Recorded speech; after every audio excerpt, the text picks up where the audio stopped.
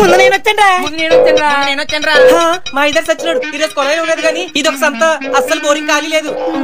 అన్నయ్య గారు నాకు డోక్రా మీటింగ్ కి టైం అయిపోతుంది, కొంచెం చోటిస్తారా? నీళ్లు పట్టుకొని వెళ్ళిపోతాను.